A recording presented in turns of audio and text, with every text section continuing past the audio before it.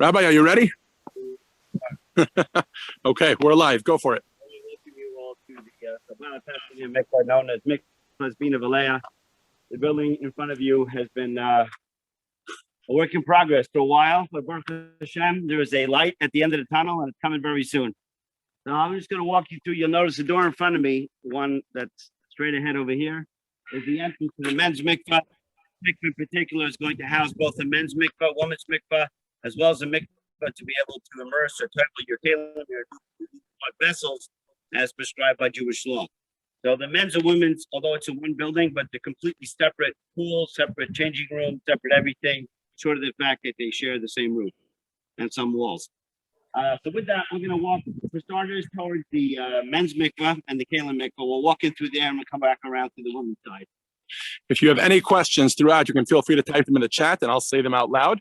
If we can ask everybody to mute yourselves like that, hopefully we don't get any distortion of audio. It's a little harder to control that when I'm on this. You can't see much here, unfortunately, there's a bunch of stuff in front of it, but maybe Rabbi can pan in underneath. Kalim mikvah is the mikvah for the vessels. Up towards the roof, there's actually a pipe up there which will allow rainwater to come down from the roof into this canal right over here, this channel. And from that hole over there, the water will enter into the mikvah itself. The mikvah for the vessel is pretty deep, it's about 8 foot deep. And then there's a ledge in the middle. You can see about half of that will be filled with rainwater and the rest of that water. That's coming shortly. The outside of it is going to have like a granite slab on it as well as tiling to beautify it, needless to say, along with everything else. So this is the entrance to the men's mikvah right here. You walk in. Small hallway. There's going to be a sink right over here, which will allow people to wash their hands after they immerse the mikvah. The mikvah room for the men is one big room. So essentially, there's the actual immersion pool, which you can come and zoom in on, which is in the midst of getting done right now. And then there are showers. There's a handicap shower, regular shower. There is a restroom. Might be kind of dark. It's pretty dark in here. I think the camera adjusts for the light in there, so hopefully they can see. This is basically a restroom, so it's going to be a toilet over here, a sink in that corner, etc. That's basically the men's mikvah itself. This door over here is going to be an entrance to what's called the utility room. I'll show it to you. It's basically almost a replica of the one on the women's side. I'll explain that when we get there. So the walls of the pool itself, which are currently white, that's just like some sort of a glue that they use, are going to be blue tiles. These are these are basically the wall tiles, little glass tile covering the walls all around the mikvah. They're dirty as well. Whatever. Can we clean them off before people start using it? Yeah, we might. All right, sounds like a plan. Essentially, there'll be little round pieces. There's you're wondering why there's a white strip on the steps, as well as the platforms. That's simply for safety, so you know when a step begins and ends. Obviously, just to be careful. There'll be a railing. It'll go down from more or less over here, helping people get up and down to the mikvah to make it safe. Moving on. Now, there's a laundry room over here, which sort of interconnects the men and women's side, although normally would be locked. But for someone who needs to clean, wash towels, that'll be in this room right here. There'll be a stackable washer, dryer, sink, counter space, etc. And now we're walking into what otherwise is the entrance. You just take a look from the outside, so you know where we're at. So as a woman going to the mikvah is more of a private affair, so she would enter from the side where I am right now, from the parking lot, coming along the side. On my right here, and also in front, there'll be trees and plants to kind of give it more sense of privacy. Obviously, beautify the area as well. So they'll come into a waiting room. In the waiting room will be some couches, chairs, reading material, small desk for the mikvah attendant, and then there's a small powder room for those who are waiting in the waiting room for the mikvah attendant right here, before they actually go into a prep room if needed. And then this door leads you into the mikvah area. So to my right is just a mop sink, essentially for cleaning or whatever it is that's going to be inside this room. Just a closet. A small closet with a mop sink. And then to my left, there's prep room A or 1, which will have, there's not a lot of light in here, but hopefully you can see enough. No, the camera's adjusting, Okay, I think. there's a shower. There'll be a shower here. There'll be a vanity right over here, obviously. And then to my right, there's going to be a jacuzzi tub with a seat. There'll be a toilet, obviously, next to it. And then there's going to be a towel warmer will be mounted in the wall right here with the dryer as well. So each of the prep rooms for the women will have its own towel warmer as well. Now, when we're ready to immerse in the mikvah, there'll be like a kind of a phone system in the prep room and the attendant to notify her of her readiness to go in, after which the attendant will then come back. She'll come through the hallway. She doesn't come into this room itself. She'll come through this hallway from the waiting room, which is over here, if you're following this, and then come down this hallway, and then she'll meet the woman in the actual immersion room, which is the mikvah room itself. So this is the women's immersion pool. It's going to have a nice light fixture, chandelier, lighting, so on and so forth, and more.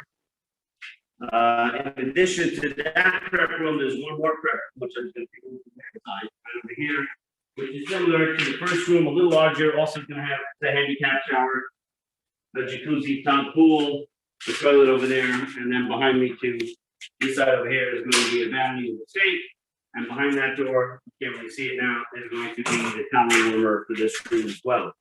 So we're trying to, this would be basically on par with a high-end spa, the amenities and the atmosphere that's created, etc. With that, I'm going to leave you how does the rain water get in, where does it go, etc. So from as you can follow me, there's Hold on. I'm going to show the rest of the mikvah from all angles, like that people can see. This is the women's mikvah. This is the pool, and they're in the middle of tiling it right now. Every day, a little more gets done here, and this is the room that we're in.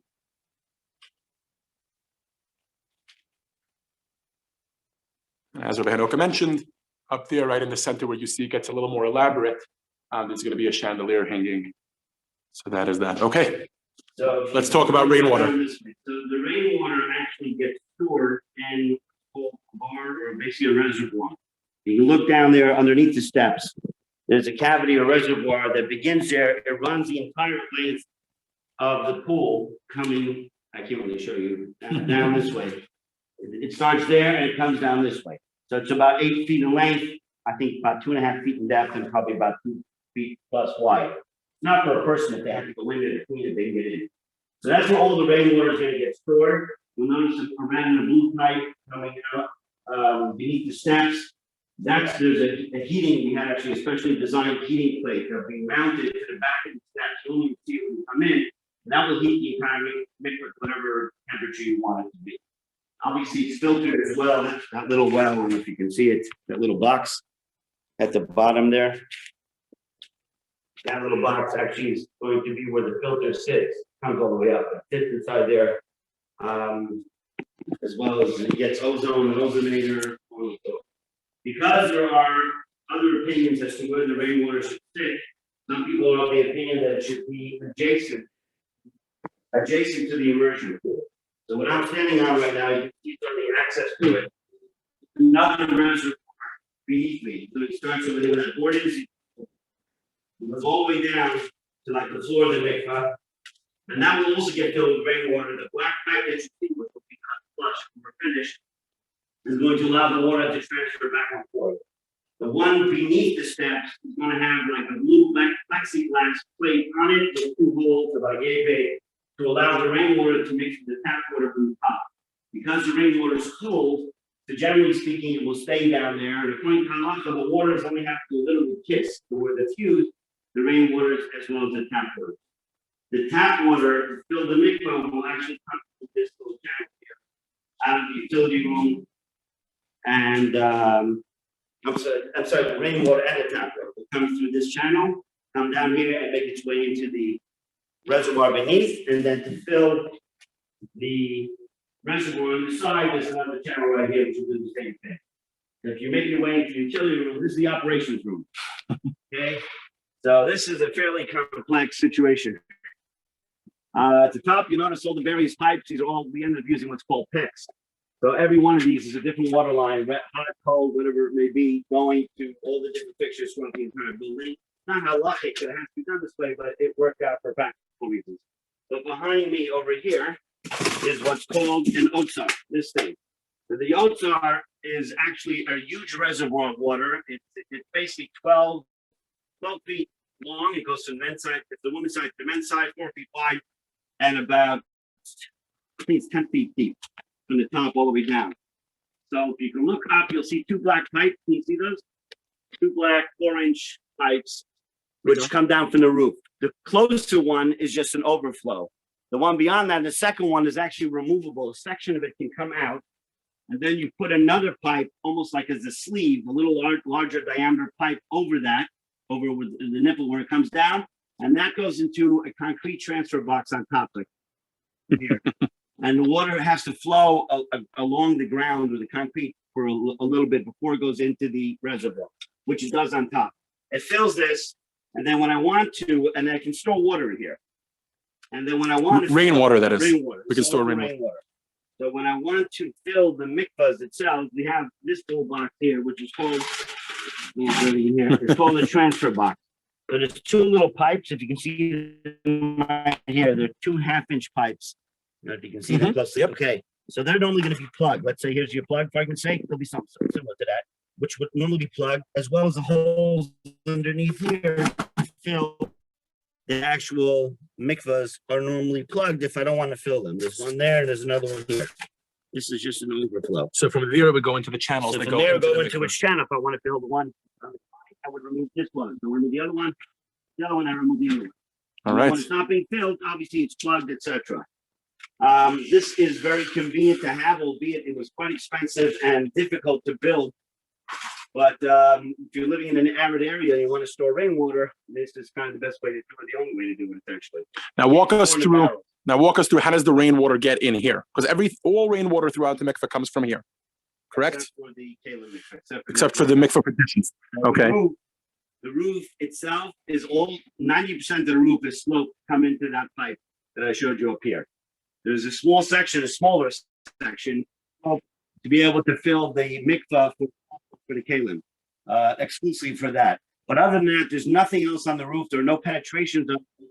Ideally, the roof of a mikvah should have no penetrations. Typically, if you look on top of your roof, you'll see like little pipes coming out. Those are vents often, because you have to vent your fixtures, your toilets, or your sinks, etc., in your house, and they come up to the top of the roof. Here, everything is vented off to the sides. There's no air conditioning units on the roof. Everything's on the ground. There's basically just picture a flat roof for the most part that's sloped to the direction that I want the water to drain. In the event that this gets overfilled, which probably won't happen today, but nonetheless, there are actually overfill pipes that will go out from this reservoir. In case you're wondering, what do I do if it overfills? I mean, I want to have flood in here. That's essentially what this serves as. And this box that you see here at the women's side has the exact replica on the men's side, which effectually does the same thing. Got it.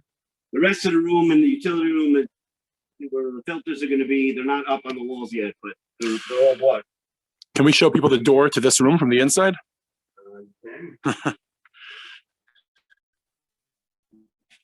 It's not finished yet, but to help get more of an aesthetic appeal, the door itself is going to be entirely moving out. You sort of have your own lot. You won't really be able to tell much of this door here. You just kind of get it more supposed to leave the door sitting there. There's no place else to put it, but that's where that door is.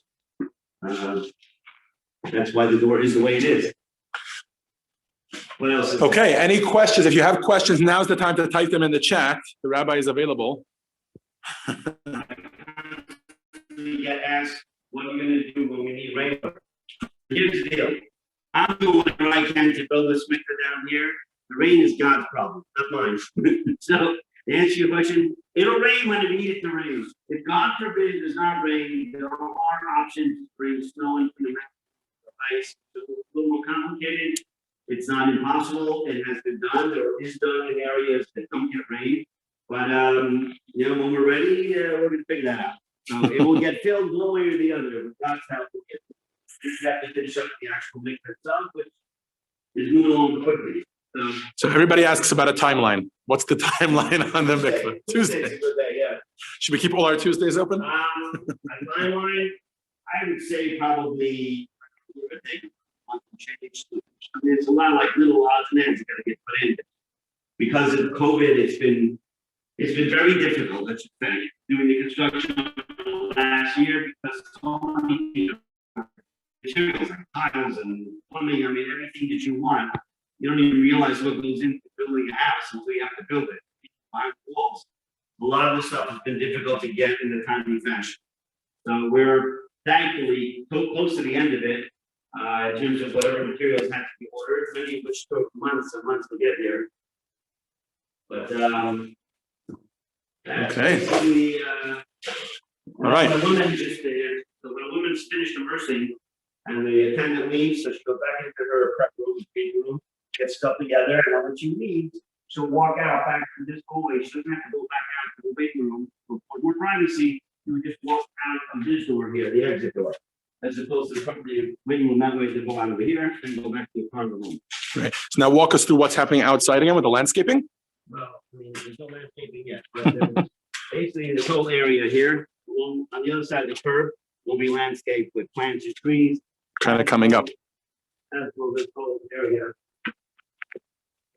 This whole area here, which looks like a garbage dump.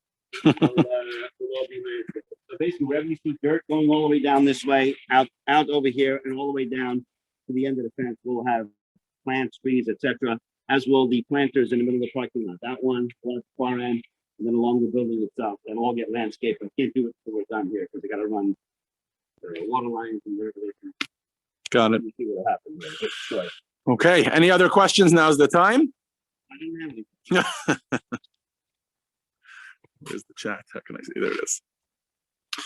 So just a couple of comments we're getting here. So Cheryl from Palm Springs says, Mazel Tov, greetings from Palm Springs. Bill and Linda, Bill Finn and Linda Eliad say, congratulations for passing this milestone. Thanks for the tour. Bonnie Brodsky says, Mazel Tov, what a great accomplishment. There's more people arriving, so let me let them in. Okay, this concludes the official tour. I do know that there are a lot of people who just arrived. This kind of concludes it all. That's the guided tour. There you go. Was that the nickel tour or the quarter tour? That was a 25-cent tour. All right. There's reservation in advance. Okay. So I know there are some people that only arrived recently. So I'm going to do one more walk through the mikvah where I'm not going to go into anywhere near as much detail as Rabbi Hanoka, but I'll just kind of show what the rooms are again, just for those that wanted at least a visual cue. So I'll go through it one more time. Rabbi, thank you so much for your time. Pleasure. Thank you very much for joining us, and we look forward to seeing you soon. Have a happy and kosher Pesach.